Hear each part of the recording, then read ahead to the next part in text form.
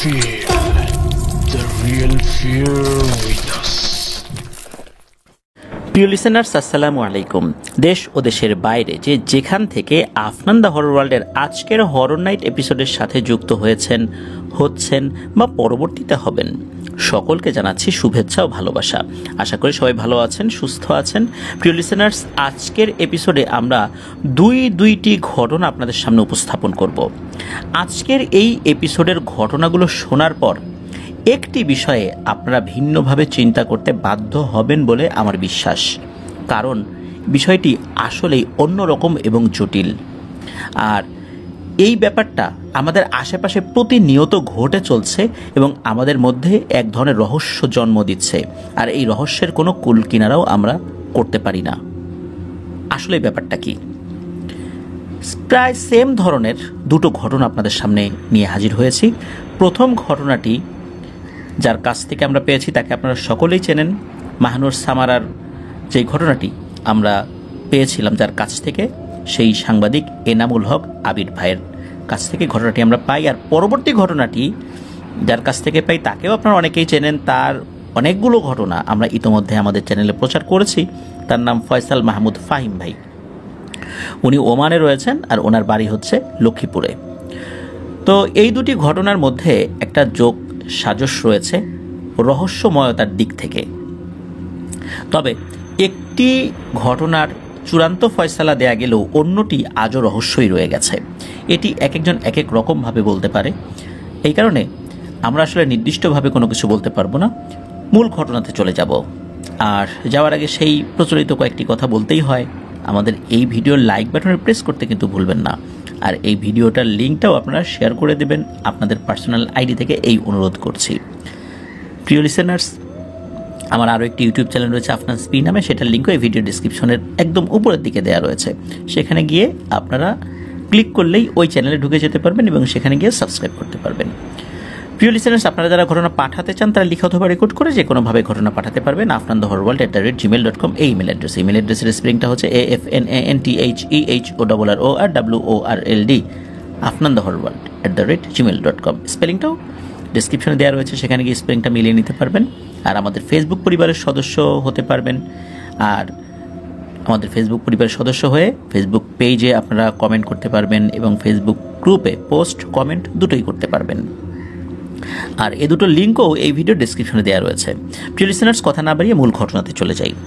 এনামুল হক আবির ভাইয়ের ঘটনা দিয়েই শুরু করছি। এই কারণে এই ঘটনা দিয়ে শুরু করব, পরের ঘটনা শোনার পর যাতে এই ঘটনার কোনো একটা যোগ সাজস আমরা খুঁজে পেতে পারি। তো সময়টা 1998 সাল। 1998 সাল থেকে প্রায় 2010 সাল পর্যন্ত এই ঘটনার বিভিন্ন ব্যাপারগুলো ঘটেছিল। আর এনামুল হক আবির ভাইয়ের বাড়ি হচ্ছে ঝালকাঠি জেলার রাজাপুর উপজেলার নারকেলবাড়িয়া গ্রামে।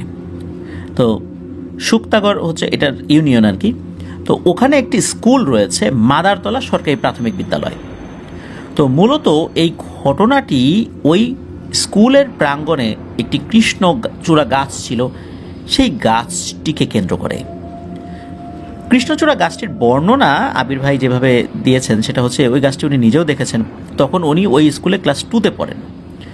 ওনাদের স্কুল ঘরটি তখন মানে ওই সময় 3 বছর হলো পাকা হয়েছে, একতলা টিন শেড বিল্ডিং ছিল। কৃষ্ণচূড়া গাছটি ছিল প্রায় 7 ফিটের মতো মোটা আর খুব লম্বা। তবে খুব লম্বা না বলতে, মানে মোটা ছিল অনেক, কিন্তু লম্বা বলতে 20 ফিটের মতো লম্বা ছিল। তো গাছটির অবস্থান ছিল স্কুল ঘর লাগোয়া পূর্ব দক্ষিণ পাশে। আর ওই কৃষ্ণ গাছটির ডালপালা ছিল অনেক বিস্তীর্ণ জায়গা নিয়ে প্রসারিত। আবার অনেক ডালপালার অবস্থান ছিল স্কুলের উপরের টিনের চালের সাথে লাগোয়া। তাই অনেক ছেলেপেলেরা ওনাদের থেকে বড় যারা আর কি ছিলেন ওই সময়ের প্রেক্ষাপটে বলছি আর কি, তারা অনেক স্কুলের টিনের উপর উঠে ওই কৃষ্ণচূড়া গাছে বসে হাওয়া খেত। মানে ওইখান দিয়ে উঠে, কারণ এমনিতে নিচ থেকে ওঠা যেত না, অনেক মোটা তো, আর উচ্চতা তো অনেক না, 20 ফুটের মতো উচ্চতা, কিন্তু 7 ফুট ছিল গোড়া থেকে, মানে শেকড় থেকে ডাল পর্যন্ত প্রায় 7 ফুট উচ্চতা। তো টিনের চালে উঠে তো অনেকেই ওই ডালে উঠতো, হাওয়া খেত, ডাল ঝাঁকাতো, দোল দিত, মানে এরকমটা করতো আর কি, বাচ্চারা যেটা করে আর কি। এখন কথা হলো যে আসলে ব্যাপারটা কি ছিল এই কৃষ্ণচূড়া গাছের। এবার আসি মূল ঘটনায়। ঘটনার সূত্রপাত যেভাবে হয় 1997 সালের সেপ্টেম্বর মাসের মাঝামাঝির দিকে, তারিখটা এক্স্যাক্ট মনে নাই ওনার, এই মাদারতলা সরকারি প্রাথমিক বিদ্যালয়ের শিক্ষক আব্দুস সাত্তার মোল্লা স্যার, ওনার মেঝো ছেলের নাম ছিল মাসুম। এই মাসুম পারিবারিক কলহের কারণে এই মাদারতলা সরকারি প্রাথমিক বিদ্যালয়ের সামনের ওই কৃষ্ণচূড়া গাছটির পূর্ব দক্ষিণ পাশের একটি ডালে গলায় ফাঁস দিয়ে আত্মহত্যা করেন। প্রত্যক্ষদর্শীদের অনেকের বর্ণনা অনুযায়ী আবু হানিফ খলিফা ভাইয়ের বড় ছেলে ফোরকান, এই ফোরকান চাচার কাছে শুনেছিলেন খুব ভালোভাবে এই বর্ণনাটা এনামুল হক আবির ভাই। ওই মাসুম ভাই পারিবারিক কলহের জেরে উনি তাদের বাড়ির সামনে কাচারি ঘরে শুয়েছিলেন, সারাদিন এভাবে শুয়েছিলেন উনি। তাদের পরিবারের লোকজন অনেক অনুরোধ করছিল, তারপরও উনি সারাদিন কোনো খাবার খায়নি। তো মাসুম ভাই এক পর্যায়ে যখন রাত 8টার মতো বাজে আনুমানিক, তখন ওই মাসুম ভাই তাদের গোয়াল ঘর থেকে গরুর গলা থেকে একটি দড়ি খুলে নিয়ে স্কুল ঘরের দিকে যায়। এর ঠিক 5 মিনিট পরেই মাসুম ভাইয়ের বোন সহ পরিবারের লোকজন টের পেয়ে চিৎকার চেঁচামেচি শুরু করে দেয় এবং প্রতিবেশীদেরকে ডাকতে থাকেন। একসময় তারা দেখেন যে গোয়াল ঘরের দরজা খোলা আর গরুর গলায় দড়ি নাই। এটা দেখে তো সকলেই খুব ভয়ে হতবিহ্বল হয়ে এই মাসুম ভাইকে খুঁজতে থাকেন পরিবারের লোকজন এবং প্রতিবেশীরা মিলে, নিশ্চয়ই কোনো একটা অঘটন উনি ঘটাবেন। এক পর্যায়ে সকলে মিলে চারদিকের বাগান সহ সম্ভাব্য সকল জায়গায় খুঁজতে থাকেন। বলে রাখা ভালো, ওই প্রতিবেশীদের মাঝে ফোরকান চাচা আর এই মাসুম ভাইয়ের চাচাতো ভাইয়ের ছেলে লিটন কাকা এবং তার ছোট ভাই আর এই আবির ভাইয়ের ক্লাসমেট নুরুজ্জামান নুরু ছিলেন। তবে ক্লাসমেট হলেও এই নুরু ভাই আবার বয়সে কিছুটা বড় ছিল আবির ভাইয়ের থেকে। তো ওনারা তো সকালে মিলে কয়েকটি ভাগ হয়ে বা কয়েক ভাগে বিভক্ত হয়ে স্কুল ঘর সহ ওই স্কুল ঘরে কিন্তু গিয়েছেন, ওই কৃষ্ণচূড়া গাছের নিচেও গিয়েছেন, ওই আশেপাশে সব জায়গায় খোঁজা সহ আরও বিভিন্ন জায়গায় তারা খোঁজাখুঁজি করলেও এই মাসুম ভাইকে তারা কোথাও খুঁজে পায়নি। ফোরকান চাচা ও লিটন চাচার ভাষ্য মতে তারা সহ আরও 5 জন মিলে ওই স্কুল ঘরের উপর সেই কৃষ্ণচূড়া গাছের নিচে, ওই নিচ থেকে স্কুলের চারপাশে কয়েকবার ভালো করে খুঁজে আসছেন, কিন্তু মাসুম ভাইকে তারা কোথাও তখন পর্যন্ত খুঁজে পান নাই। এরপর যখন তারা মাদারতলা মসজিদের সামনে সকলে সম্মিলিত হন এবং মাসুম ভাইকে খুঁজতে আসা তাদের পরিবারের লোকজনের সাথে দেখাও হয়, এ সময় অনেকেই বলাবলি করে যে এত অল্প সময়ে মাসুম কোথায় যেতে পারে। কারণ এই মাসুম ভাই যখনই বাড়ি থেকে বের হয়েছিলেন একটা শব্দ হয়েছিল, ওই গোয়ালঘর থেকে বের হয়েছেন একটা শব্দ হয়েছিল, এর কয়েক মিনিট পরে, সর্বোচ্চ 5 মিনিট পরে কি পরিবারের সদস্য টের পেয়েছেন, তারপরেই তো খোঁজাখুঁজি শুরু হয়ে যায়। তাই এত অল্প সময়ের মধ্যে উনি কোথায় যাবেন? কেউ বলে স্কুল ঘরের দিকে আবার একটু যাওয়া উচিত, কেউ বলে না অন্য দিকে গেছে। এখন সবাই বলছে যে স্কুল ঘরের আশেপাশে কৃষ্ণচূড়া গাছের আশেপাশে তো খুঁজে আসছি, ও যদি ওইদিকে যেত, যেহেতু একটা দড়ি নিয়ে গেছে, নিশ্চয়ই গলায় ফাঁস দেওয়ার জন্য গেছে, তাহলে তো ওই দিকে আমরা দেখতেই পেতাম। তো ঘটনা কি? আর টর্চ লাইট জ্বালিয়েও তো কৃষ্ণচূড়া গাছের উপরে তন্ন তন্ন করে খোঁজা হয়েছে, কই মাসুমকে তো কোথাও পাওয়া যায় নাই। আর অন্য সাইডে তো খোঁজাই হয়েছে। তো কয়েকজন বলে যে আমরা এখন কথা বলে সময় নষ্ট না করে দ্রুত চলো অন্যদিকে খুঁজতে থাকি, তাহলে একটা অঘটন ঘটে যেতে পারে।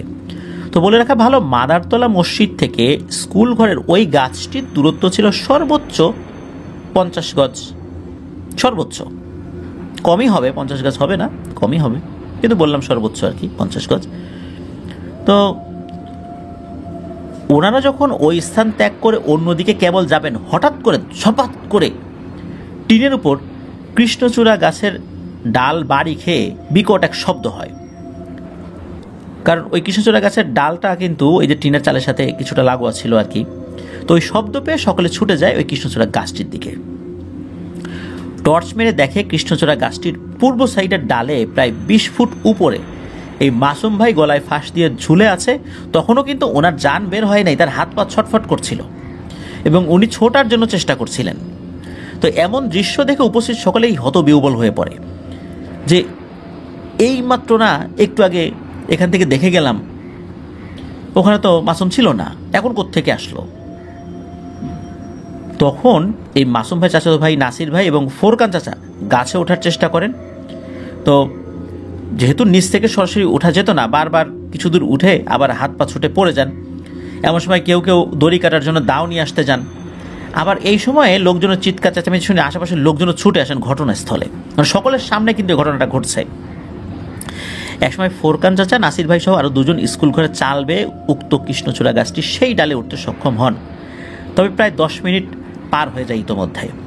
এই সময় একজন পাশের বাড়ির প্রতিবেশী উনি একটা দা নিয়ে আসেন। দা নিয়ে আসলে উপরে থাকা ওই নাসির ভাইয়ের হাতে দাটা পৌঁছাতে সক্ষম হন। এ সময় নিচে বসে প্রায় 15 থেকে 20 জন একজনের সাথে আরেকজন হাত ধরে একটা কৃত্রিম মাচার মতো তৈরি করে, যাতে করে মাসুম ভাইয়ের গলার রশি কেটে দিলে সরাসরি তার বডি যেন মাটিতে না পড়ে আঘাত না পায়। কারণ সকলের ধারণা ছিল উনি তখনও জীবিত আছেন। অনেকে চেষ্টা করছিলেন যে মাসুম ভাইয়ের পাটা ধরে একটু উঁচু করার জন্য, কিন্তু পারছিলেন না। তো এ সময় নাসির ভাই মাসুম ভাইয়ের গলার রশি কেটে দিলে তাৎক্ষণিক মাসুম ভাইয়ের বডি নিচে পড়ে যায় ওই মানব সৃষ্ট কৃত্রিম মাচার উপরে। এ সময় কাল বিলম্ব না করে সকলে ধরাধরি করে মাসুম ভাইকে রাজাপুর উপজেলা সদর হসপিটালে নিয়ে গেলে কর্তব্যরত চিকিৎসক মাসুম ভাইকে মৃত ঘোষণা করেন। ওই সময়ে উপজেলা সদর হসপিটালের যিনি দায়িত্বে ছিলেন তার নাম হলো ডাক্তার অজিত কুমার মালাকার। মূলত উনি মাসুম ভাইকে মৃত্যু ঘোষণা করেন, যে উনি মারা গেছেন, মাসুম ভাইয়ের মৃত্যু ঘোষণা করেন। তো পরবর্তী আইনি প্রক্রিয়া শেষ করার জন্য স্থানীয় থানা প্রশাসনকে অবহিত তো করতেই হবে। তো এই যে উপজেলা সদর হসপিটালের যিনি ডাক্তার ছিলেন ডাক্তার অজিত কুমার মালাকার, উনি থানা প্রশাসনকে অবহিত করেন। তিনি মাসুম ভাইয়ের মৃত্যুর সংবাদ তাদেরকে যখন পৌঁছান তখন তারাও সেখানে আসে। সকল প্রক্রিয়া শেষ করার পর এই মাসুম ভাইয়ের লাশটা, মানে ময়না তদন্ত শেষ করার পর, ওই রাত্রে তো আর হয় নাই, পরের দিন তাকে এইটা কি বলবো আসলে সমাহিত করা হয়। যে প্রক্রিয়াগুলো আসলে একটা মর্মান্তিক ব্যাপার, সকলের চোখের সামনে এরকম একটা ঘটনা ঘটল। তো যাই হোক, আমরা কিন্তু মূল ঘটনায় এখনো ঢুকিই নাই, শুধু প্রেক্ষাপটটা বর্ণনা করলাম মূল ঘটনাটা বোঝার জন্য। আসলে মাসুম ভাই উনি খুবই সৎ চরিত্রের একজন মানুষ ছিলেন, অত্যন্ত বিনয়ী, ধৈর্যশীল একজন মানুষ। আর মৃত্যুকালে ওনার বয়স হয়েছিল 19 কি 20 বছর। গোসল, কাফন, জানাজা সহ আনুষঙ্গিক সব কাজ শেষ করে মাসুম ভাইকে তার বাড়ির পেছনে ঘন ঝোপঝাড় জঙ্গল বেষ্টিত বাগানের ভিতরে তাদের পুরনো কবরস্থানে সমাহিত করা হয়। সমাজ থেকে চিরদিনের জন্য হারিয়ে যায় একটি তরতাজা প্রাণ। আসলে মাসুম ভাইয়ের যে ব্যক্তিত্ব ছিল ওই বয়সেই উনি আত্মহত্যা করবেন, এই ব্যাপারটা আসলেই কারো কাছে কাম্য ছিল না। আর আত্মহত্যা করার মতো এই ধরনের কোনো ব্যাপারও ঘটেনি। এমনি মনোমালিন্য তো পরিবারে হয়ই, কিন্তু উনি হঠাৎ করে এই সন্ধ্যার দিকে এমন একটা কাজ করবেন, ব্যাপারটা অনেকেই বিভিন্নভাবে কথা বলতে থাকেন যে মাসুম তো এরকম করার ছেলে না, ও তো আত্মহত্যা করার মতো লোক না। যাই হোক, আসলে মানুষের মনের কষ্ট একটা পর্যায়ে পৌঁছে গেলে তখন আর হিতাহিত জ্ঞান থাকে না, এটা হইতেই পারে, এরকম তো অনেকে আত্মহত্যা করেন। তো এবার আসেন আমরা এই ঘটনার মূল অংশ, মানে দ্বিতীয় পার্টে চলে যাই। প্রায় বছরখানেক পার হয়ে যায়, আস্তে আস্তে অনেকেই ভুলতে থাকেন মাসুম ভাইকে। হঠাৎ করে শুরু হয় কিছু ভয়ঙ্কর ঘটনা। অনেকেই নাকি রাতের বেলা কৃষ্ণচূড়া গাছের ডালে কাউকে ঝুলতে দেখেছেন, আর তার চেহারা নাকি অনেকটাই মাসুম ভাইয়ের মতো। আবার কেউ বা দেখেছে গলায় রশি দিয়ে কেউ ওই গাছের ডালের উপর দক্ষিণ দিকে মুখ করে বসে আছেন, তার মানে গলার সাথে রশি ঝুলিয়ে ডালের উপরে বসে আছেন, মানে ডাল থেকে নিচে পড়ে গেলেই কিন্তু গলায় ফাঁস লেগে যাবে। দড়িটা ডালের সাথে বাঁধা, আর ওই ব্যক্তিটাও ডালের উপর বসে আছে, আর গলায় ফাঁসটা লাগিয়ে বসে আছে, কিন্তু একদিকে মুখ করে বসে আছে, কিন্তু মানে দক্ষিণ দিকে আর কি। তো এভাবেই মাঝে মাঝে ভয়ঙ্কর সমস্ত ঘটনা ঘটার মানে পাওয়া যাচ্ছিল। সংবাদটা এই কারণে পাওয়া যাচ্ছিল যে রাতের বেলা কিছু উঠতি বয়সী ছেলে পেলে ওই দিকটাতে যেত, রাতের বেলা ওইদিকে যেয়ে ওরা তাস খেলতো, আড্ডা দিত, কেউ বিড়ি সিগারেট খেত, এরকম আর কি। এখন একটা ব্যাপার, সেটা হচ্ছে ওই স্কুল ঘর এলাকাটি বেশ নির্জন ছিল, সন্ধ্যার পর ওদিকে তেমন একটা কেউ যেতও না। এই কারণেই উঠতি বয়সী ছেলেপুলেদের একটা নিরাপদ আড্ডা দেওয়ার স্থল ছিল ওই জায়গাগুলো। এখন এভাবেই যেতে থাকে আরও বেশ কয়েকটি বছর, ঘটতে থাকে একই ধরনের ভয়ঙ্কর ঘটনা। এই যে যেটা বললাম যে দেখেছে যে ডালের উপর বসেছে অথবা কেউ ঝুলছে, এরকম ঘটনা। কিন্তু এই ঘটনা শুধু এই অল্প বয়সী বা উঠতি বয়সী ছেলেপুলেরাই দেখতো, কারণ ওরা রাতের বেলা ওদিকে যেত তো, এই জন্য।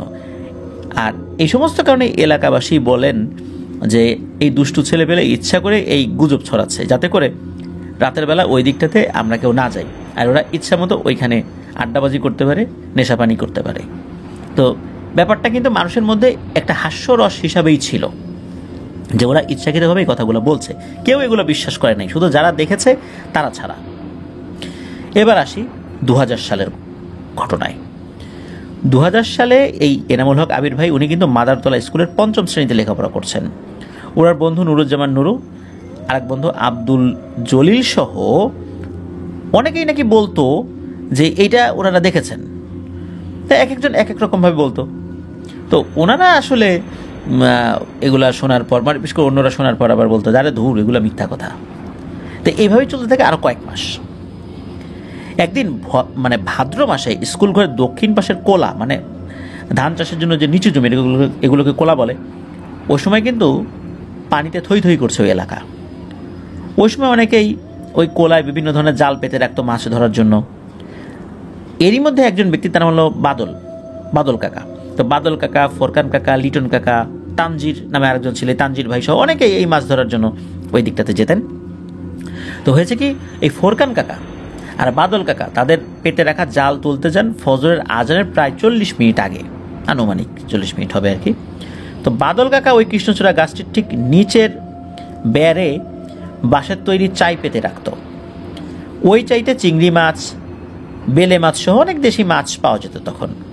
তো এ সময় উনি দেখেন হঠাৎ করে মানে ওই গাছের ডালটা, একটা ডাল প্রচণ্ড জোরে নড়ে উঠেছে।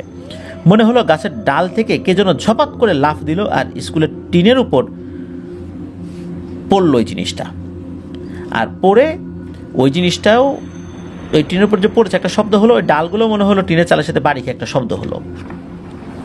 তো যে ডালটিতে মাসুম ভাই গলায় ফাঁস দিয়েছিলেন, সেখানে গলায় রশি দিয়ে দক্ষিণ দিকে মুখ দিয়ে কে যেন বসে আছে, মানে ঝুলছে না কিন্তু বসে আছে। এই দেখে উনি বলে ওঠেন, হেই কে ওখানে? তবে গাছের ডালে বসে থাকা ওই অবয়বটির কোনো সারা শব্দ নাই। তো উনি কয়েকবার বলার পর যেহেতু সারা শব্দ নাই, এরকমটা উনি দেখছেন, তো উনি চিন্তা করছেন নিশ্চয়ই এই দুষ্টু ছেলেপুলেগুলো এখানে বসে নেশা ভাঙ করে। আজ আমরা একটু বড়রাই দিকে আসছি, আমাদেরকে ভয় দেখানোর জন্য ইচ্ছাকৃতভাবে এরকম বসে, যাতে করে এই যে এতদিন যে গুজবগুলো ছড়িয়েছে যাতে এটাই সত্য হয়। তো উনি রাগান্বিত হয়ে করেছেন কি, এক টুকরো ইটের খোয়া নিক্ষেপ করেছেন ওই অবয়বটার দিকে। ওই অবয়বটা গায়ে লেগেছে কি লাগে নাই উনি আসলে খুব একটা বুঝতে পারেন নাই। তবে যখন ওই ঢিলটি মেরেছেন এর 1 থেকে 2 সেকেন্ড পরেই ওই অবয়বটা বাদল কাকার দিকে ফিরে তাকায়। তিনি দেখেন ভয়ঙ্কর এক অবয়ব। এই অবয়বটির জিভ প্রায় 1 হাত বের হয়ে আছে, চোখ দুটো এত বড় হয়ে আছে মনে হচ্ছে এখনই ঠিকরে বের হয়ে আসবে। আর উনি দেখেন যে এটা আর কেউ না, এটা হচ্ছে সেই মাসুম ভাই। এটা দেখে তো উনি প্রচণ্ড ভয়ে চিৎকার করে ছুটতে থাকেন। তো এলোমেলো ছুটছেন, আসলে উনি কোন দিকে যাবেন বুঝতে পারছেন না। তো এদিকে কি হয়েছে, এই যে ফোরকান চাচা যিনি আরও একজন ওই জাল তুলতে ওই দিকটায় যখন যাচ্ছিলেন, তখন আর কি এই ফোরকান চাচার সাথে ধাক্কা লাগে এই বাদল তো জ্ঞান হারিয়ে ফেলেছেন। এই সময় এই ফোরকান কাকা উনিও চিৎকার চেঁচামেচি শুরু করেছেন। আশেপাশে আরও কিছু লোকজন ছিল, তার মধ্যে একজন হচ্ছে তারই বাবা আবু হানিফ। তিনিও মসজিদে আজান দেওয়ার উদ্দেশ্যে রওনা হয়ে যখন ওই দিকটাতে এসেছিলেন, তো উনি ছিলেন হচ্ছে ওই মাদারতলা মসজিদের মুয়াজ্জিন সাহেব। আর ইতোমধ্যে একে একে মুসল্লিরাও তাদের নামাজ আদায়ের জন্য মসজিদের দিকে আসা শুরু করেছে, কারণ গ্রামের মানুষ কিন্তু আজানের পরপরই উঠে যায়। তো মসজিদের দিকে যখন অনেকেই ওই সময় চলে আসছিলেন, এরকম হই হট্টগোল চিৎকার চেঁচামেচি হচ্ছে, তখন তো লোকজন ওখানে জড়ো হয়ে যায়, পানির ঝাপটা দিয়ে জ্ঞান ফেরানো হয়। তখন এই বাদলের কাছ থেকে পুরো বিষয়টি সম্পর্কে সকলে অবগত হন। আর এরপরই এই ঘটনাটি পুরো এলাকায় ছড়িয়ে পড়ে এবং সকলে বিশ্বাস করে যে এই ছেলেপেলেগুলো যে কথাগুলো আগে বলতো সেগুলো সবই সত্য ঘটনা। এরপর মাদারতলা মসজিদের পেশ ইমাম এবং খতিব মাওলানা নুরুল ইসলাম খলিফা, তো এই নুরুল ইসলাম খলিফা হুজুরের সাথে সকলে মিলে আলাপ আলোচনা করেন যে আসলে ব্যাপারটা কিভাবে সমাধান করা যায়, গাছটিতে তো দোষ রয়েছে। তখন হুজুর পরামর্শ দেন যে উক্ত গাছটি যেন কেটে ফেলা হয়। তো হুজুরের পরামর্শ শোনার পর আর কাল বিলম্ব না করে ওই দিনই ওই গাছটা কেটে ফেলা হয়। এরপরে 2-1 বছর ভালো থাকলেও আবারও কিছু সমস্যা শুরু হয়, তবে এবারের সমস্যাটা অন্যরকম। এবার অদ্ভুত টাইপের একটা সমস্যা। কি হয় যে ওই স্কুলের বাচ্চারা যখন ওয়াশরুমে যায়, পশ্চিম পাশে একটা ওয়াশরুম ছিল, ওই ওয়াশরুমে গেলে ওই দরজাটা নাকি হঠাৎ করেই আটকে যেত, বাইরে থেকে লক করা না কিন্তু আটকে যেত, অথচ ওখানে আটকে যাওয়ার কোনো কারণই ছিল না, মনে হতো কেউ বাইরে থেকে চাপ দিয়ে ধরে রেখেছে। এখন ভেতরে যে থাকতো সে তো অনেক ভয় পেত, ছেলে হোক মেয়ে হোক, ওরা প্রচণ্ড ভয় পেয়ে চিৎকার চেঁচামেচি করতো, অনেকে অজ্ঞান হয়ে যেত। এই ধরনের একটা সমস্যা এরপরে শুরু হয়। তবে এটা খুব যে বেশি দিন চলেছে তা না, 2-1 বছর এরকম ছিল, মাঝে মাঝে এটা হতো। পরবর্তীতে এই যে নুরুল ইসলাম মাওলানা হুজুর যিনি আর কি, ওনার একান্ত প্রচেষ্টায় আল্লাহর অশেষ রহমতে ওই সমস্যাটি দূর হয়। নুরুল ইসলাম হুজুর উনি খুবই দিনদার একজন মানুষ ছিলেন। 2014 সালের দিকে উনি ইন্তেকাল করেছেন। তার 3 পুত্র এবং 1জন কন্যা আছে। হুজুরের বাড়ি এনামুল হক আবির ভাইয়ের বাড়ি থেকে বরাবর প্রায় 250 গজ পশ্চিমে। হুজুর আজ নেই, তবে হুজুরের নামে একটি মাদ্রাসা প্রতিষ্ঠা করেছে তার বড় ছেলে হাফেজ মাওলানা মুফতি রহমতুল্লাহ, আর ওনার বাবার নামেই মাদ্রাসাটি প্রতিষ্ঠা করেছেন নুরুল ইসলাম নুরানি মাদ্রাসা ও হেফজখানা। আর এই যে মুফতি রহমতুল্লাহ এই মাদারতলা প্রাইমারি স্কুলে ক্লাস 3 পর্যন্ত পড়েছেন, এরপরে সারসিনা মাদ্রাসা উনি ভর্তি হয়েছিলেন আর কি। আর এই যে ক্লাস 3 পর্যন্ত একসাথেই কিন্তু এই এনামুল হক আবির ভাই এই মুফতি রহমতুল্লাহর সাথে লেখাপড়া করেছেন। প্রিয় লিসেনার্স, এটা তো জানলাম এনামুল হক আবির ভাইয়ের কাছ থেকে একটি ঘটনা। এবার আসেন আমরা কোনো ধরনের বিরতি না দিয়ে চলে যাব ঠিক এর পরের ঘটনায়, যেটা আমাদেরকে পাঠিয়েছেন ফয়সাল মাহমুদ ফাহিম ভাই।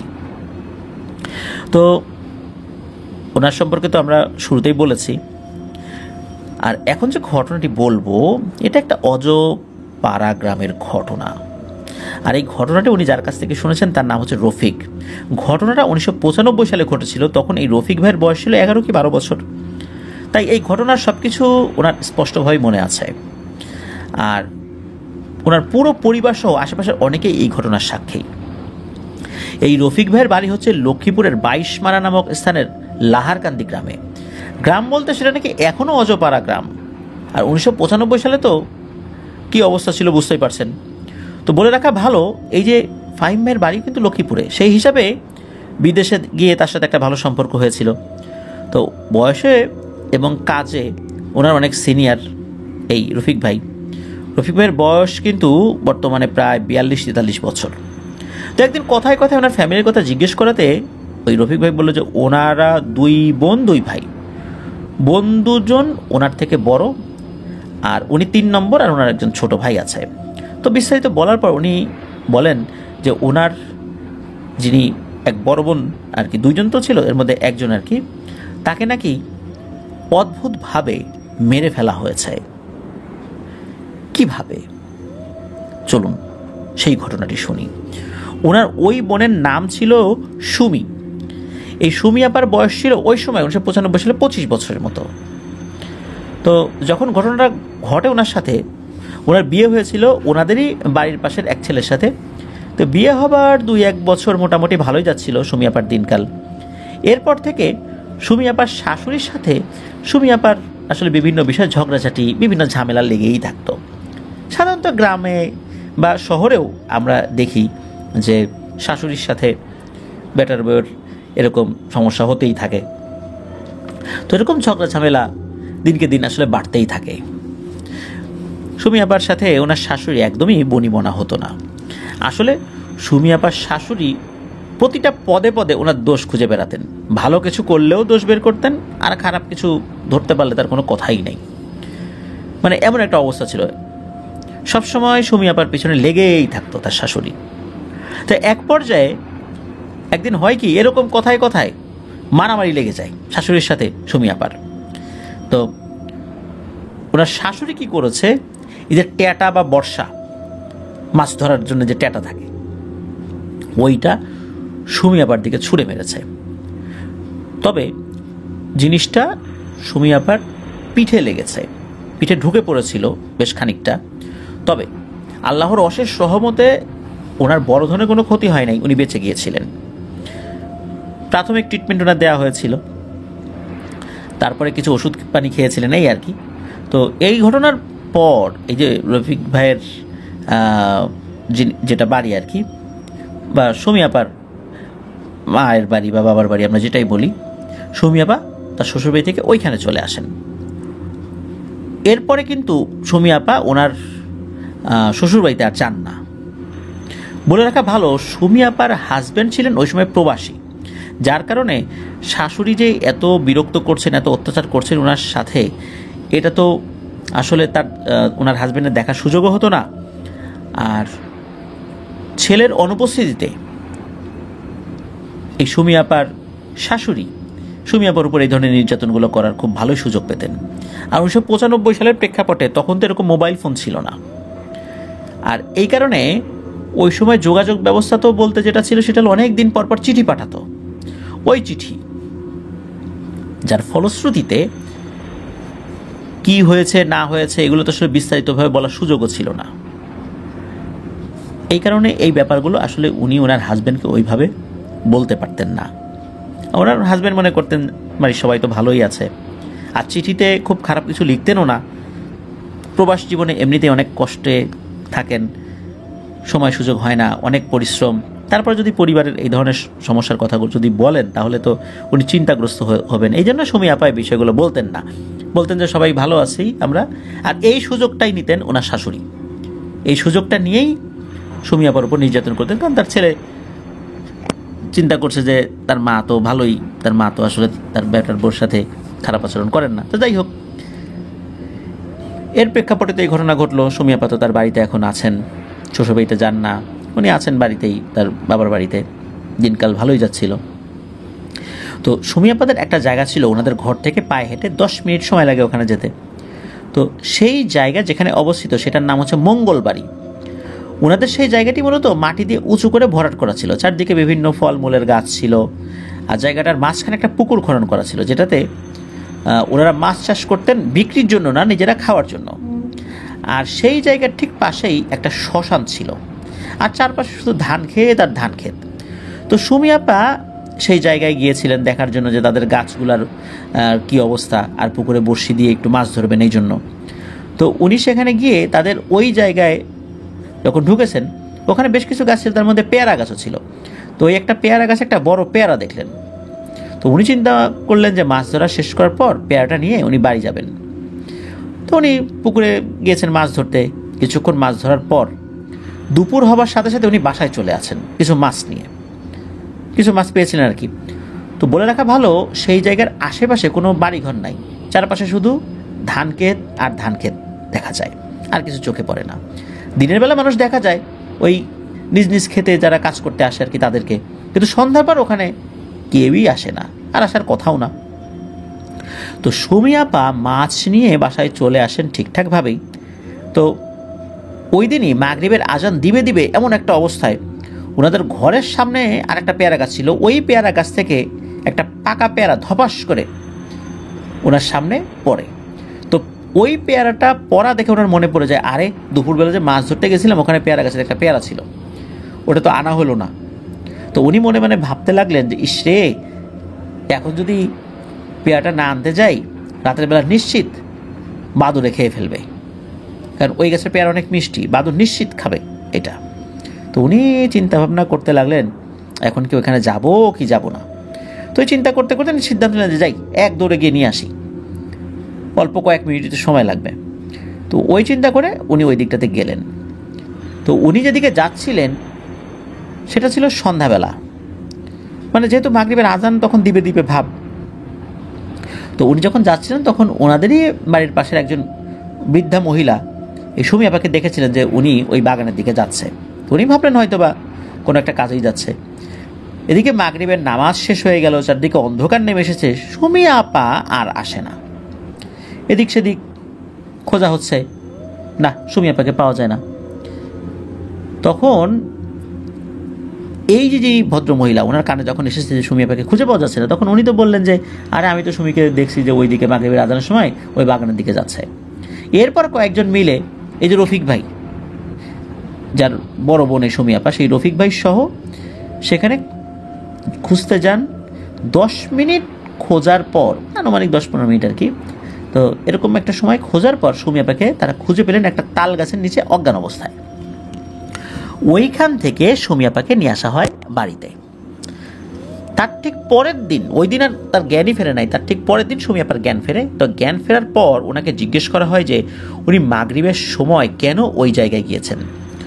তখন সুমি আপা বলেন যে দিনের বেলায় গাছে পেয়ারা দেখে আসছি, তো সেটা গাছ থেকে পাড়তে ভুলে গেছিলাম, তাই ভাবলাম যদি না আনি রাতে তো সেটা বাদুড়ে খেয়ে ফেলবে। এটা ভেবে আমি ওইখানে গেলাম, ঠিকঠাকভাবেই গেছি, পেয়ারাটাও পারলাম।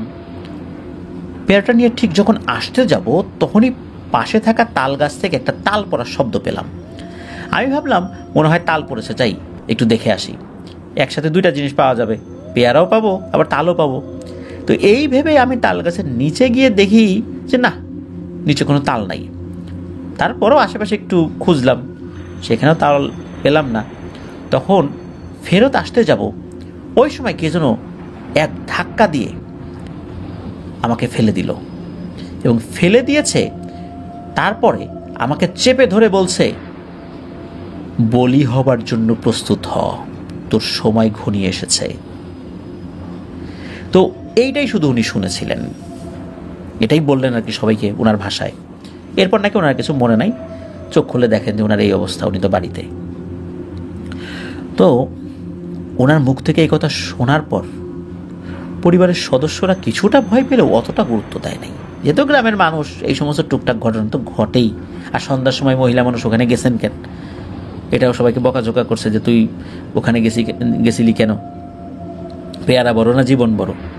এই চিনবুত ছাড়া যদি কোনো খারাপ মানুষের আক্রমণের শিকার হতো তখন কি হইতো, আর কত ধরনের ঘটনাই তো ঘটতে পারতো। এই জন্যই মূলত আসলে তাকে অনেক বকাঝোকা করছিলেন।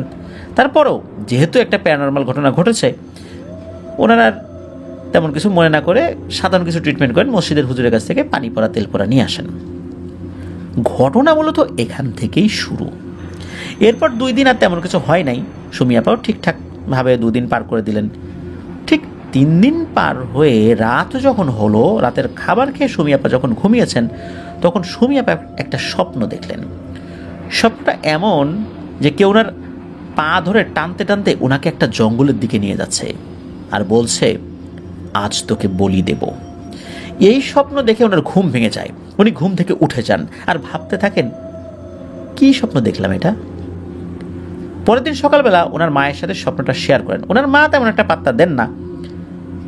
সেই দিন গিয়ে রাতে সুমি আপা আবার স্বপ্ন দেখেন যে একটা কালো আলখেল্লা টাইপের পরা একটা অবয়ব তার হাত পা বেঁধে তাকে শুইয়ে তার চারপাশে ঘুরছে আর বলছে বলির জন্য প্রস্তুত হ ইনসানের বাচ্চা, এরকম করে বলে। সেম আগের রাতের মতো ওনার ঘুম ভেঙে যায়। সকালে ওনার মায়ের কাছে যখন এই স্বপ্নটা উনি শেয়ার করেন, ওনার মা এবারও তেমন পাত্তা দিলেন না, বললেন যে রাতের বেলা দোয়া দরুদ পড়ে ঘুমাবি। তবে রফিক ভাইয়ের মা একটা জিনিস খেয়াল করলেন, সেটা হলো আগের তুলনায় সুমি আপা খাবার একটু বেশি খাচ্ছেন আর দিন দিন শুকিয়ে যাচ্ছেন। তো খাবার বেশি খাচ্ছে, শুকিয়ে যাচ্ছে, দুটা বিষয় তো আসলে মিলল না। তারপরও সেটা আসলে উনি তেমন আমলে নেন নাই, ভাবলেন যে শাশুড়ির সাথে ঝামেলার কারণে হয়তোবা টেনশন করছে, এই জন্য শুকিয়ে যাচ্ছে। তো মাঝখানে আবার 3 দিন উনি কোনো স্বপ্ন দেখেনও নাই, একদম ঠিকঠাক স্বাভাবিক ছিল সব কিছু। ঠিক 3 দিন পর থেকে উনি একটা জিনিস বুঝতে পারতেন যে ওনার আশেপাশে কেউ সবসময় থাকে এবং ওনার কানের কাছে ফিসফিস করে কিছু একটা বলে, কিন্তু কি বলে সেটা পরিষ্কার বোঝা যেত না। এক রাতের ঘটনা, সুমি আপা ওনার রুমে ঘুমিয়েছিলেন।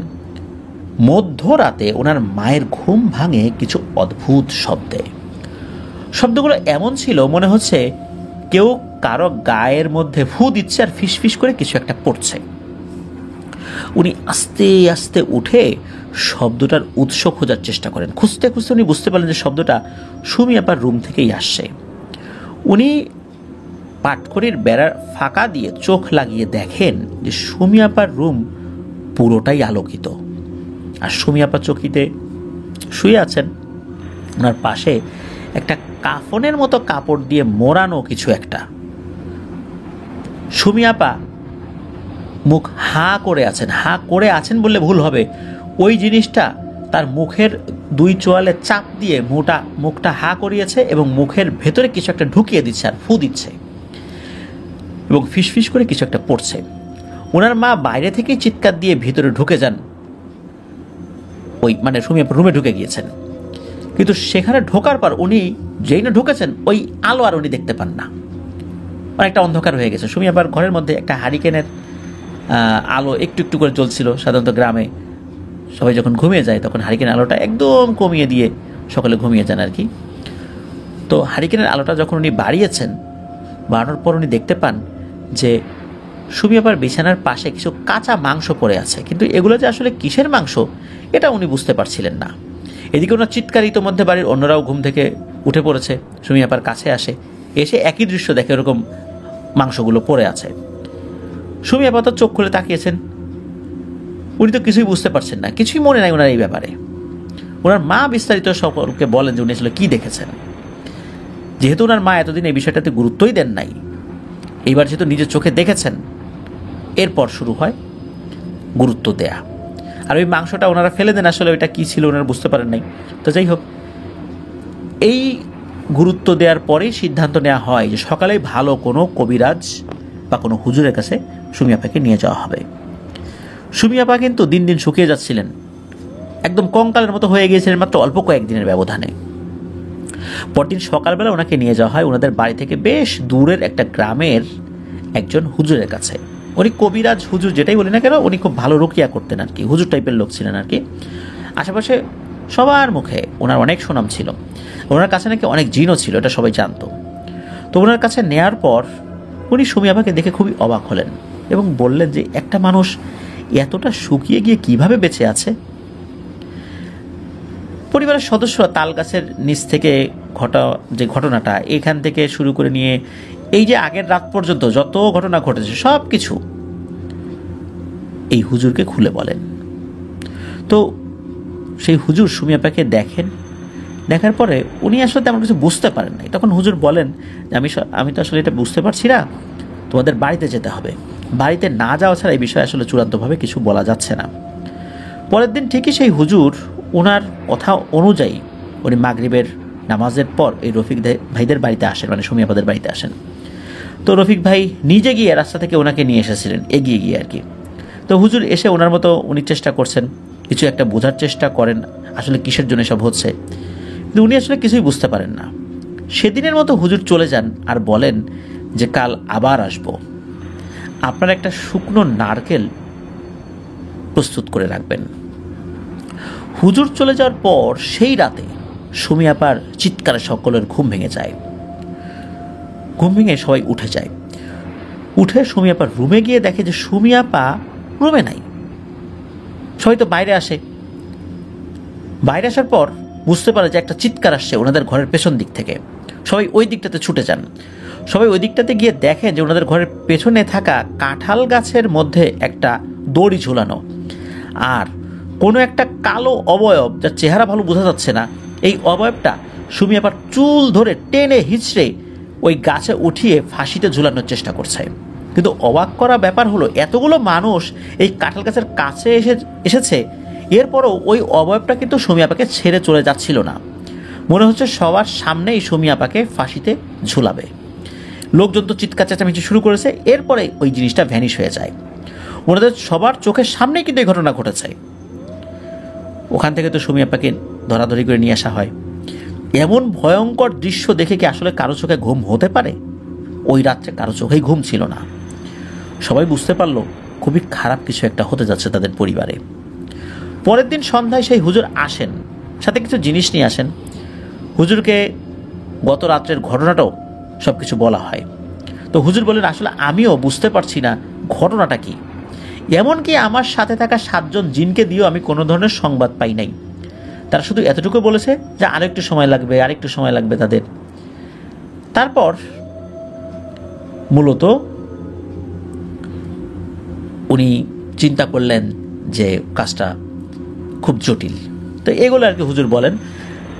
তো যাই হোক, হুজুর ওই যে শুকনো নারকেল যেটা রেডি করতে রাখতে বলেছেন আর কি উনি, তো এই শুকনো নারকেলটা ওনাকে দিতে বলেন। তো শুকনো নারকেলটা উনি নেন এবং এটার উপরে অনেকক্ষণ ধরে বিভিন্ন তদবির করতে থাকেন। আর সুমি আপাকে একটা জায়গায় বসান এবং ওই জিনটাকে ওনার ভেতরে হাজির করার চেষ্টা করেন। তো হুজুর সেই জিনটাকে হাজির করেনও, জিজ্ঞেস করেন তার নাম কি, কেন সুমি আপার পিছু নিয়েছে। হুজুর প্রায় 15 মিনিট ধরে সেই জিনকে একই টাইপের প্রশ্ন করতে থাকেন, কিন্তু সেই জিন হাজির হওয়ার পর কোনো কথা না বলে চুপ করে থাকে। তো হুজুর মনে করছে এটা হয়তো বোবা জিন, এরকম থাকে না, বোবা জিন ধরে আর কি, চুপ করে থাকে। আর ওই হুজুর কি করেছিলেন, ওই সুমি আপার চতুর্দিকে পাউডার জাতীয় কিছু একটা জিনিস ছিটিয়ে গোল একটা সার্কেল তৈরি করেছিলেন, যাতে করে জিনটা বেরিয়ে যেতে না পারে। সে ঢুকতে পারবে কিন্তু বেরিয়ে যেতে পারবে না, তার এখতিয়ার ছাড়া। প্রায় 15 মিনিট চেষ্টা করার পরেও যখন কিছুই বের করতে পারলো না জিনটার মুখ থেকে, তখন এক পর্যায়ে হুজুর বিরক্ত হয়ে অন্য কিছু একটা পদক্ষেপ নিতে যাবেন, এমন সময় দেখেন যে সেই জিনটা নাই, চলে গেছে। হুজুর অনেক বেশি অবাক হলেন, এটা কিভাবে সম্ভব।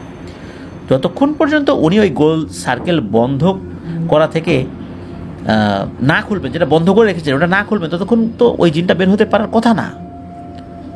কিন্তু কিভাবে বের হয়ে গেল। সেদিনের মতো হুজুর তেমন কিছু বুঝতে পারেন নাই, চলে যান। তো যাওয়ার আগে বলে যান যে আজকে যেই সাইজের শুকনো নারকেলটা আপনারা দিয়েছেন, কালকে যেন এর থেকে বড় সাইজের আরও একটা শুকনো নারকেল রেডি করে রাখবেন, এটা বলে হুজুর চলে যান। ওই রাত্রে আর তেমন কিছু ঘটে নাই। পরের দিন সন্ধ্যায় হুজুর আবার আসেন এবং বললেন যে ওই যে বড় নারকেলটা এটা এবার দাও। সেটা দেওয়া হয়। এরপর হুজুর আসন বসান আগের দিনের মতো এবং সেই জিনটাকে ডাকতে থাকেন। তবে আজকে হুজুর খুব ভালো করে সুমি আপার চারদিকে সার্কেল দিয়ে বন্ধ করে রাখেন এবং ওনার জানা সবচাইতে শক্তিশালী তদবির যেটা জানা ছিল সেটা দিয়ে উনি এই সার্কেলটা তৈরি করেছিলেন, যেন গতকালকের মতো চলে যেতে না পারে কিছু না বলেই। তো হুজুর টার্গেট ছিল আজকে হয়তো কিছু বের করবেন ওই জিনের মুখ থেকে, আর না হয় ওই জিনকে বন্দি করবেন, না হলে হত্যা করবেন। প্রায় 4-5 ঘন্টা ধরে ডাকাডাকি করার পর জিনটা আসলো সুমি আপার শরীরে। কিন্তু একটা অদ্ভুত ব্যাপার হলো, ওই জিন কখন এসে সুমি আপার শরীরে ভর করলো এটা হুজুর অথবা হুজুরের সাথে থাকা সাহায্যকারী জিন যারা অদৃশ্য হিসাবে ওখানে ছিল, তারা নাকি কেউই টের পায় নাই কিছু। সাধারণত হুজুরেরা জিন আসার আগে কারোর শরীরে যখন ঢুকবে জিন বা চলে যাবে, তার আগে নাকি তারা টের পান। কিন্তু এই জিনটা কখন আসলো এটা কেউই টের পেল না। হুজুর একটা পর্যায়ে বুঝতে পারলেন যে ওই জিনটা আসলে অনেক আগেই এসেছে, কিন্তু হুজুর সেটা বুঝতেই পারেন নাই। হুজুর গতকালকের মতো আজকেও জিজ্ঞেস করতে যাবেন যে তোর নাম কি, কেন এর পিছনে লেগেছিস, এগুলো জিজ্ঞেস করবেন। ঠিক ওই মুহূর্তে ওই সার্কেলের ভেতর থেকেই ওই সুমি আপা হুজুরের বুকে সজোরে একটা লাথি মারেন। মূলত সুমি আপার ভেতর থেকে ওই জিনটাই লাথি মেরেছে। আর শুধু যে লাথি মেরেছে বিষয়টা এরকম না, ওই সার্কেল থেকে বের হয়ে ওই হুজুরের বুকের উপর পা দিয়ে প্রচণ্ড জোরে চাপ দিয়েছেন আর বলছেন, অযোগ্য ইনসানের বাচ্চা তুই, আমাকে ডাকার যোগ্যতা অর্জন না করে আমাকে ডেকেছিস পরপর 2 দিন, আর যদি একবার আমাকে ডাকার চেষ্টা করিস তাহলে যেখানে বসে ডাকবি ঠিক ওই জায়গাতেই তোকে পুঁতে রেখে দিব। আর যেহেতু খুব ইচ্ছা যে আমি কে এটা জানার, তাহলে তোর ওস্তাদ লোকমান আছে না, ওই লোকমানকে বলবি আমাকে ডাকতে, যা বলার আমি ওকে বলবো। এটা বলে নাকি সুমি আপার শরীরের ভিতর থেকে ওই জিনটা চলে যায় আর সুমি আপা মাটিতে পড়ে যান। হুজুর তো মাটি থেকে উঠে বসেন এবং মনে মনে চিন্তা করতে থাকেন, এত দোয়া পড়ে তদবির করে বন্ধ করে রাখার পরও ওই জিনটা সেটা পার করে আমাকে আঘাত করলো, ওখান থেকে বের হয়ে আসলো, উল্টো আমাকে হুমকি দিল। এটা নিঃসন্দেহে খুবই শক্তিশালী জিন, যেটা তাড়ানো তার পক্ষে সম্ভব না। এরপর হুজুর তার পাশে থাকা অন্য 5 জন জিনকে জিজ্ঞেস করেন যে, আচ্ছা আমাকে যে আক্রমণ করলো তোমরা চুপ করে দাঁড়িয়েছিলে কেন? তখন নাকি জিনেরা তাকে বলেছিল, আপনাকে আক্রমণ করলো কে? আমরা তো কিছুই দেখি নাই। তখন হুজুর বলে, তোমরা কিছুই দেখো নাই? একটা শব্দও পাও নাই? বলে, না তো, আমরা তো কিচ্ছু দেখি নাই। তখন জিনেরাও বুঝতে পারে যে এইখানে এমন একটা মায়াজাল সৃষ্টি করে রাখা হয়েছিল যে জিনেরাও কিছু টের পার নাই। যাই হোক, হুজুর তো খুব ভালো করে বুঝে গেছে যে এই সুমি আপার পিছনে লাগা এই জিনটা শুধু শক্তিশালী না, এটা খুবই ভয়াবহ কালো জাদু চর্চা করা একটা জিন। উনি ওই রাতের বাড়িতে যান নাই, রফিক ভাইদের বাড়িতেই উনি থেকে যান এবং উনি এটাও বলেন যে কালকেই উনি ওনার ওস্তাদ লোকমান হুজুরের কাছে যাবেন এবং ওনাকে এখানে নিয়ে আসবেন। হুজুরের অবস্থা দেখে সবাই বুঝতে পারলেন যে হুজুরের অবস্থা খুবই খারাপ। আজকে রাত্রে দিক দিয়ে যদি উনি যেতেন তাহলে তার সাথে আরও ভয়ানক ঘটনা ঘটতে পারত। যাই হোক, পরের দিন সকালবেলা হুজুর চলে যান। ওই দিন সন্ধ্যায় ওনার ওস্তাদ লোকমান হুজুরকে নিয়ে আসেন। হুজুরকে তো শুরু থেকে সব কিছু খুলে বলেছিলেন, হুজুর যেটা জানতেন আর ওই পরিবার থেকে বলা হয়। আর হুজুরের সাথে আগে কি কি ঘটেছিল এটাও তো লোকমান হুজুর জেনেছেন ইতোমধ্যে। তো সব শোনার পর ওই লোকমান হুজুর বললেন যে, তোমরা যেভাবে বর্ণনা দিলা, এই ধরনের আচরণ সাধারণত মারিদ এবং ইফরিত প্রজাতির জিনেরা করে থাকে। এরা খুবই উগ্র স্বভাবের হয়, তবে আমি শিওর না এটা কেমন জিন। যাই হোক, সে যেহেতু আমার কথা বলেছে, দেখি আমি তাকে ডাকি। এরপর লোকমান হুজুর ওনার আসন বসান এবং ওই জিনকে ডাকতে থাকেন। প্রায় 3 ঘন্টা চেষ্টা করেও না আসায় সেই রাতের মতো লোকমান হুজুর চলে যান এবং বলেন যে উনি কাল আবার আসবেন। এত শক্ত আর কঠিন তদবির করেও এরা হাজির করা গেল না। এ খুবই শক্তিশালী জিন, সেটা লোকমান হুজুরও বুঝে যান। লোকমান হুজুর ওনার সাথে থাকা 2 জন জিনকে পাঠালেন তাকে ধরে আনার জন্য। তারা ধরে আনা তো দূরের কথা, কোথায় আছে সেটাই জানতে পারে নাই। তারপর হুজুর চলে যাওয়ার পর সবাই তো ঘুমিয়ে যায়। সেই রাত্রে রফিক ভাই আর রফিক ভাইদের ঘরের সবাই একই স্বপ্ন দেখেন। সেটা ছিল এমন যে একটা কালো জুব্বা টাইপের পরা একটা লম্বা লোক এসে বলছে, সুমির সময় শেষ, ওকে কেউই বাঁচাতে পারবে না, ওর মৃত্যুর জন্য 2টা বলি দেওয়া হয়ে গেছে, আর ওকে মারলে আরও একটা বলি পাবো। এমন স্বপ্ন একই রাত্রে সবাই দেখে। সকালে সবাই সবার সাথে বিষয়টা শেয়ার করে, শুধু সুমি আপা দেখে না এই স্বপ্নটা। সবাই তো খুবই আতঙ্কের মধ্যে আছে। আসলে থাকাটাই স্বাভাবিক, কারণ এতদিন হয়ে গেল, কেন এমন হচ্ছে, এই জিন কেনই বা সুমি আবার পিছনে লাগলো, এগুলো তো কিছুই জানা গেল না। সেদিন সন্ধ্যায় লোকমান হুজুর আবার আসলেন। এসেই একটা রুমে ঢুকে গেলেন। অনেক তদবির করার পর 3 ঘন্টা পর সেই জিন আসলো। হুজুর যখনই চারপাশ বন্ধ করতে যাবেন তখন সেই জিনটা সুমি আপার ভেতর থেকে বলে উঠল, এই লোকমান, এইসব করে কোনো লাভ নাই, তুই এটা বন্ধ করলেও আমি বেরিয়ে যাব, না করলেও যাব, আমি আমার ইচ্ছা মতো যাব। এসব বন্ধ করার সাথে আমার আসা যাওয়ার কোনো সম্পর্ক নাই। আর তুই তোর সাথে থাকা ওদের পাঠিয়ে আমার কোনো তথ্য পাস নাই, তাই না? এটা থেকেই তো তোর বোঝা উচিত ছিল যে তোর মতো হুজুর আমার পায়েরও যোগ্য না। এই কথা বলার পর ওই লোকমান হুজুর উনি একটা বিষয় খেয়াল করলেন। উনি খেয়াল করলেন যে এই সুমি আপার ভেতরে থাকা জিনটাকেও উনি বাইরে একটা অবয়বে দেখতে পাচ্ছিলেন, এরকমটা মনে হলো, এবং ওইটার মাথায় একটা শিং আছে। তো যাই হোক, লোকমান হুজুর জিজ্ঞেস করলেন যে তুই সুমিকে ধরেছিস কেন, ওর পিছনে কেন লেগে আছিস? তখন ওই জিনটা বলে ওঠে, ওই ইনসানের বাচ্চা শোন, আমি কারো পিছনে লাগি না, আমার এত সময় নাই যে তোদের পিছনে লেগে আমি সময় নষ্ট করব। আমার সময় কাটে আমার প্রভু ইবলিশের ভক্তি করে। তবে কেউ যদি আমাকে আমন্ত্রণ করে, কারো পিছনে লাগতে বলে আর কোনো কিছু বলি দেয়, তাহলে আমি তার পেছনে লাগি আর তার জীবন নিয়েই আমি চলে যাই। সুমির পেছনে কেন পড়ে আছি সেটা তোর সাথে থাকা এই মিসকিন দুর্বল জিনগুলোকে বলে দিব আমি, তোরেও আমি কিছু বলবো না। আর তোর সাথে কথা বলে নষ্ট করার মতো সময় আমার হাতে নাই, মূর্খ ইনসান কোথাকার। এইভাবে অপমানজনক কথা বলে নাকি ওই সময়ের মতোটা চলে যায়।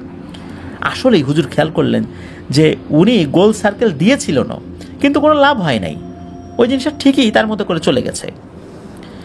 তারপর হুজুর ওই সময় ওনার 3 জন জিনকে পাঠান যে তোমরা যে গিয়ে শুনে আসো কি জন্য পিছনে লেগেছে, এই মেয়ের সব কিছু জেনে আসো তোমরা। ঠিক 10 মিনিট পরই ওই 3টা জিনি আবার ফেরত আসে, এসে বলে হুজুর লাভ নাই, আপনি হাল ছেড়ে দেন।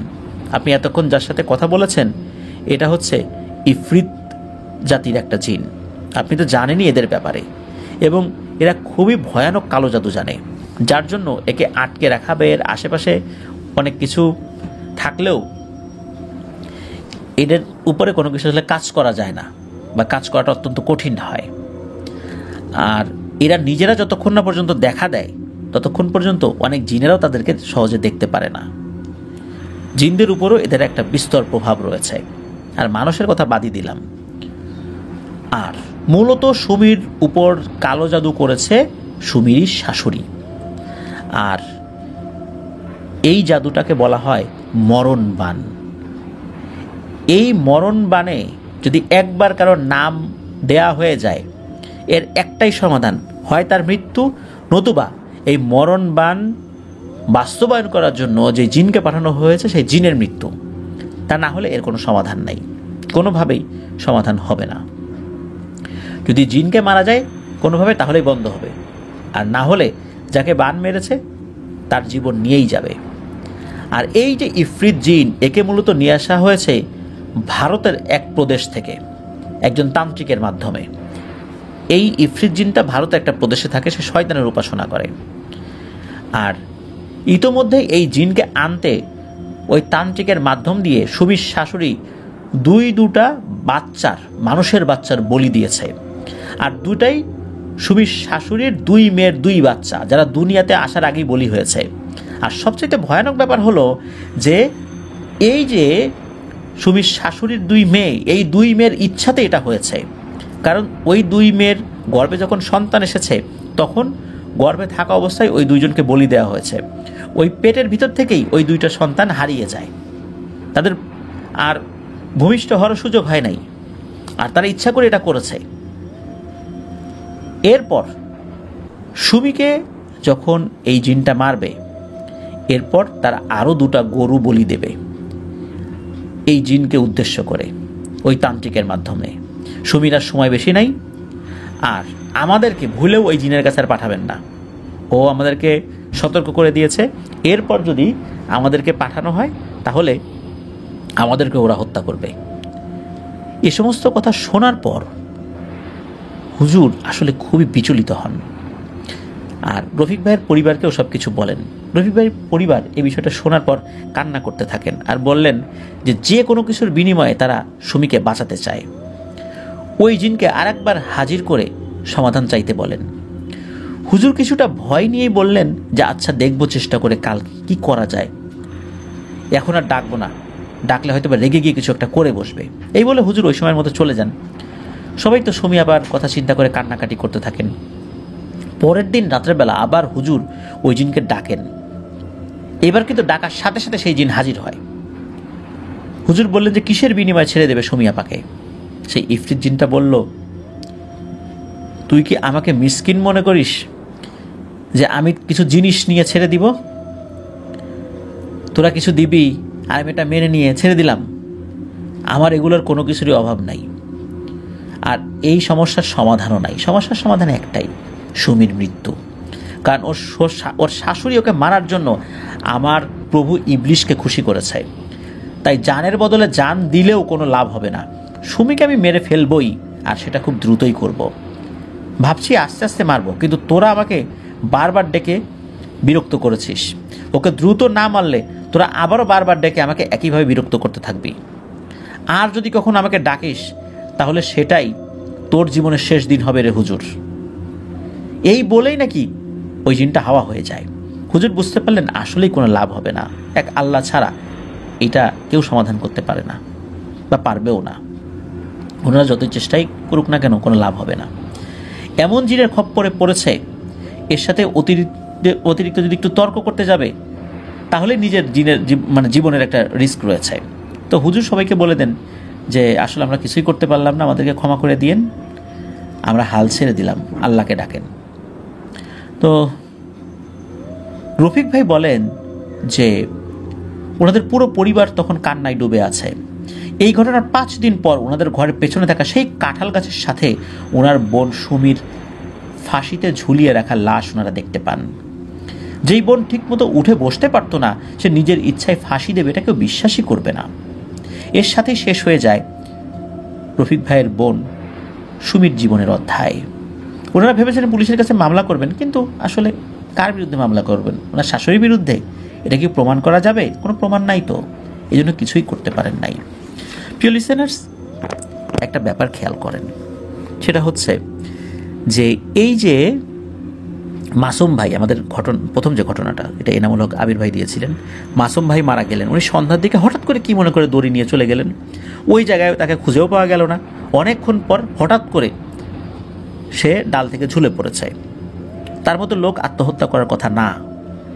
আচ্ছা, ধরে নিলাম যে উনি আত্মহত্যাই করেছেন, এরপরে কোনো একটা দুষ্টু জিন ওখানে এসে মানুষকে ভয় দেখাচ্ছে, আমরা যদি এটাও ধরে নিই, যেটা সচরাচর হয় আর কি। কিন্তু এই যে সুমি আপা, উনি কিন্তু আত্মহত্যা করেন নাই।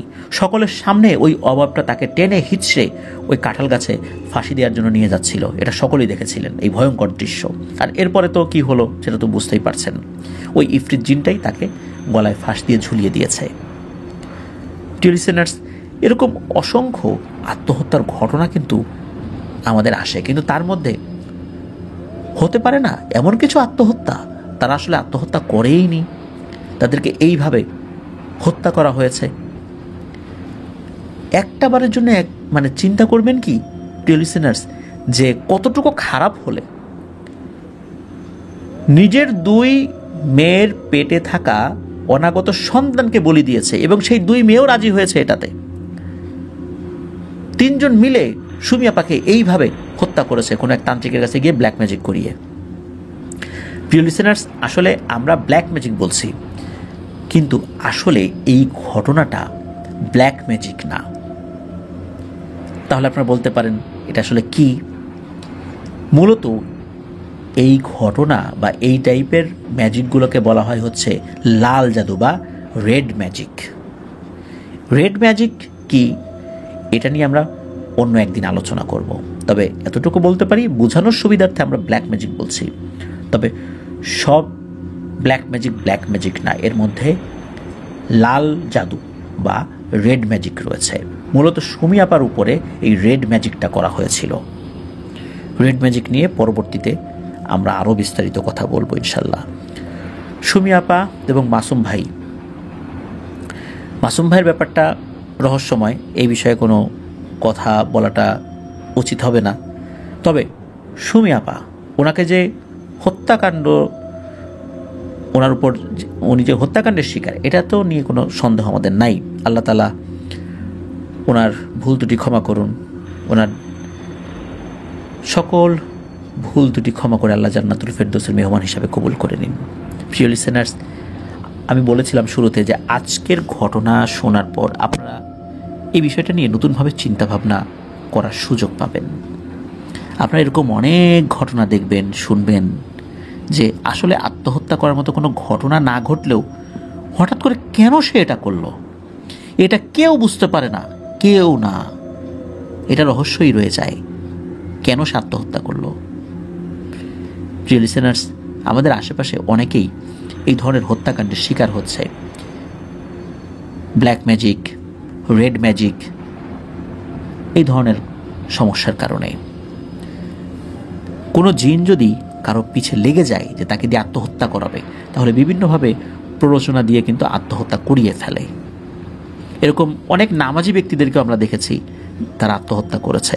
বাহ্যিকভাবে দেখে মনে হচ্ছে আত্মহত্যা করেছে, আল্লাহ ভালো জানেন আসলে ব্যাপারটা কী ছিল।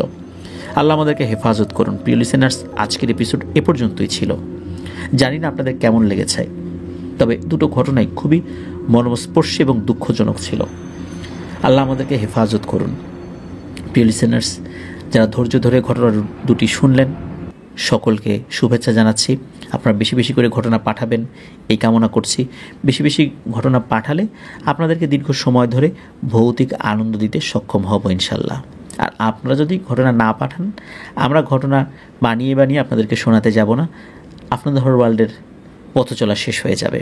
আপনারা যদি চান আফনান দ্য হরর ওয়ার্ল্ড দীর্ঘ সময় আপনাদের ভৌতিক আনন্দ দিয়ে যাক, তাহলে আমাদের সাবস্ক্রাইবার্স সংখ্যা বাড়ানোর জন্য আপনারা আমাদেরকে সহযোগিতা করবেন আর বেশি বেশি করে সত্য ভয়ের ঘটনাগুলো পাঠাতে থাকবেন। প্রিয় listeners, Afnan the horror world পরিবারের পক্ষ থেকে ধন্যবাদ জানাচ্ছি এনামুল হক আবির ভাইকে এবং ফয়সাল মাহমুদ ফাহিম ভাইকে, যাদের ঘটনা দুটি আজকের এই এপিসোডে আমরা শুনিয়েছি এবং আপনাদের নতুন করে চিন্তাভাবনার খোরাক জুগিয়েছি। আশা করছি বিষয়টা নিয়ে আপনারা ভাববেন, আমার জন্য দোয়া করবেন, আমার পরিবারের জন্য দোয়া করবেন, আপনাদের জন্য দোয়া রইল, আপনাদের পরিবারের প্রত্যেকের জন্য দোয়া রইল। মহান আল্লাহ সুবহানাহু ওয়া তাআলা আমাদেরকে ভালো রাখুন, সুস্থ রাখুন, নিরাপদে রাখুন, আফনান দ্য হরর ওয়ার্ল্ডের সাথে রাখুন। আসছে সোমবার অমীমাংসিত রহস্য এপিসোডের নতুন একটি রহস্যময় ঘটনা শোনার আমন্ত্রণ জানিয়ে বিদায় নিচ্ছি। আসসালামু আলাইকুম। প্রিয় লিসেনার্স, আসসালামু আলাইকুম। দেশ ও দেশের বাইরে